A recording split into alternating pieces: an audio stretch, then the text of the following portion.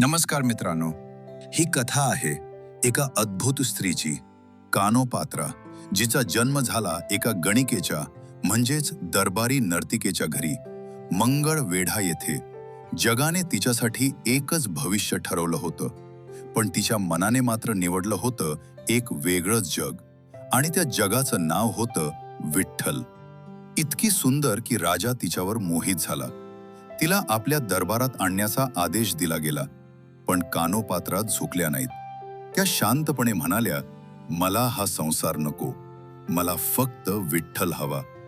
त्या क्षणी त्यांनी सगळं सोडलं, घर, नाती, समाज आणि भीतीही, आणि त्या निघाल्या एका अज्ञात वाटेवर, भक्तीच्या दिशेने, पंढरपूरकडे. तिथे त्यांनी स्वतःला पूर्णपणे अर्पण केलं. प्रत्येक श्वास, प्रत्येक विचार, प्रत्येक क्षण फक्त विठ्ठलासाठी. आणि शेवटी म्हणतात, ज्या भक्तीची परीक्षा जगाने घेतली ती भक्ती देवाने स्वतः स्वीकारली. विठ्ठलाने त्यांना आपल्या चरणी सामावून घेतलं.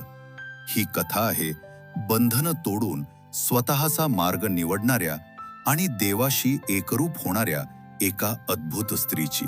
धन्यवाद. पुन्हा भेटूया नवीन व्हिडिओमध्ये. जर तुम्हाला हा व्हिडिओ आवडला असेल, चॅनलला नक्की सबस्क्राईब करा, व्हिडिओला लाईक करा आणि तुमच्या मित्रांसोबत शेअर करायला विसरू नका. तुमचा सपोर्ट आणखी चांगले व्हिडिओ बनवण्यासाठी प्रेरणा देतो. धन्यवाद.